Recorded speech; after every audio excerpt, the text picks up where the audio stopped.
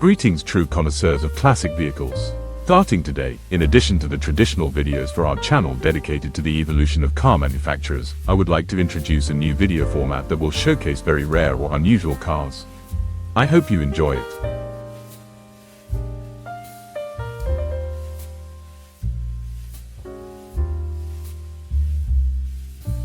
The 1951 Buick LeSabre concept stands as one of the most influential show cars of the mid-20th century, embodying General Motors' bold vision for the future of automotive design.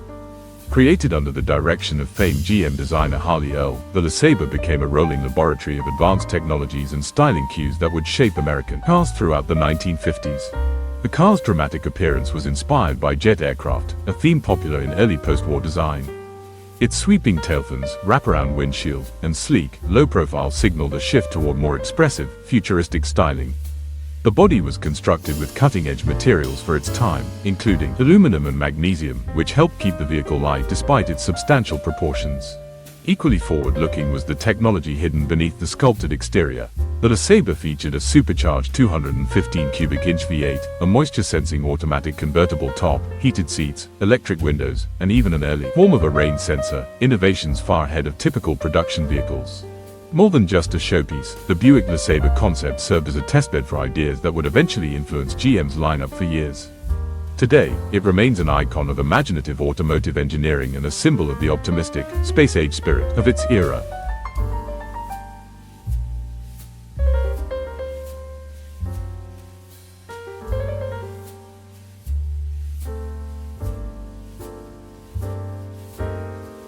The Mercury XM800 is a concept car created by Mercury and first introduced at the 1954 Chicago Auto Show. In newspaper publicity at its 1954 debut, in Chicago and elsewhere, it was presented with its full name, Mercury Monterey XM800. The XM, or Experimental Mercury, push car, meaning that it was not drivable, went the 1954 US Auto Show circuit season. Although it was promoted by Ford as an advanced design, engineered to go into volume production, the XM800 never passed the concept phase. The show car was designed by John Najjar. He was also responsible for the 1955 Lincoln Futura show car and the mid-engine Ford Mustang I experimental sports car of 1962. Much of the car's appearance and styling cues were later used on the Lincoln Premier, Lincoln Capri, Mercury Montclair, Ford Crown Victoria, and other Ford and Mercury products during the mid-1950s. The concept model was built by Creative Industries of Detroit on a modified Mercury frame with a 1954 Mercury 312 cubic inches V8 engine with dual exhausts. It features a low fiberglass body with much of its trim was also made out of chrome-plated fiberglass and an interior with 4 bucket seats.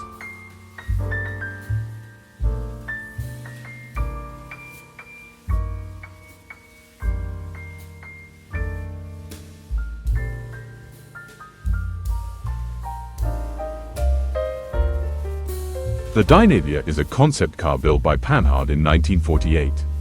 It was built as an experiment in aerodynamics. The Dynavia was built on the Dyna X chassis. Power came from Panhard's 2-cylinder OHV GM600 boxer engine with a bore of 72 mm, a stroke of 75 mm and total displacement of 610 cubic centimeters. The engine was front-mounted and drove the front wheels through a 4-speed manual transaxle. Suspension was independent on all 4 corners. Steering was by rack and pinion. Brakes were drums front and rear. The 2-door bodywork was executed in Duralinox, an aluminum magnesium alloy. The Dynavia's shape resulted in a drag coefficient of just 0.26. The car was designed to seat 4 people, although the narrow body and curving roofline limited passenger space. The tall greenhouse with its 2-piece windscreen and backlight offered good outward visibility. A single floodlight was mounted in the center of the nose of the car, while the headlamps were zero dazzle units housed in tubes in the fenders and projecting flat beams out through slots on either side of the nose.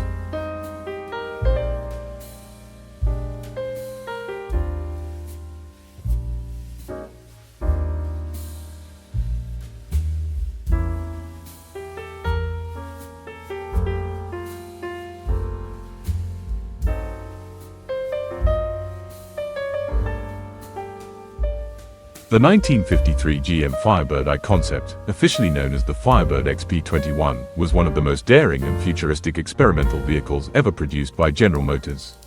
Designed under the leadership of Harley Earl, the Firebird I marked the beginning of GM's ambitious Firebird series, which explored the possibilities of aircraft-inspired styling and advanced propulsion systems during the early jet age. Visually, the Firebird I was unmistakably modeled after a fighter jet. Its needle-like nose, slim fuselage, bubble canopy, and dramatic vertical tailfin made it look more like an aircraft without wings than a traditional automobile. The body was crafted from lightweight fiberglass, emphasizing sleek lines and aerodynamic efficiency, radical concepts in the early 1950s automotive world. The most revolutionary element, however, was its gas turbine engine. The Whirlfire GT302 turbine produced around 370 horsepower and could spin at an astonishing 26,000 revolutions per minute. Although turbine propulsion proved impractical for regular road use due to fuel consumption and heat output, GM used the Firebird program to test how future propulsion technologies could reshape driving. While the Firebird I never reached production, it stands today as an iconic symbol of post-war optimism and technological ambition, showcasing GM's willingness to explore the extreme edges of automotive innovation.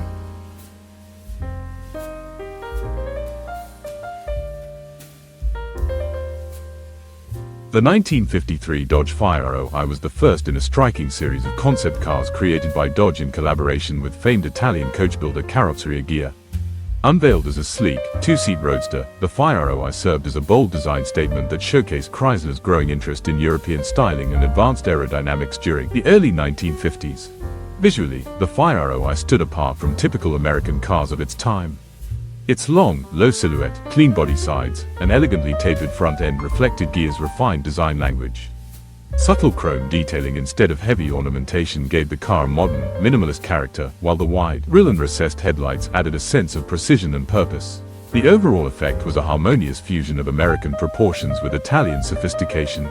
Although the Fire ROI was a non-operational show car, built primarily to gauge public reaction, it hinted at Dodge's potential move into the sporty, luxury roadster market. Its balanced styling and forward-thinking approach earned significant attention, encouraging the development of 3 additional Fire ROI concepts, each more functional and refined. Today, the 1953 Dodge Fire ROI remains celebrated as a milestone in international design collaboration and a standout example of early 1950s automotive artistry.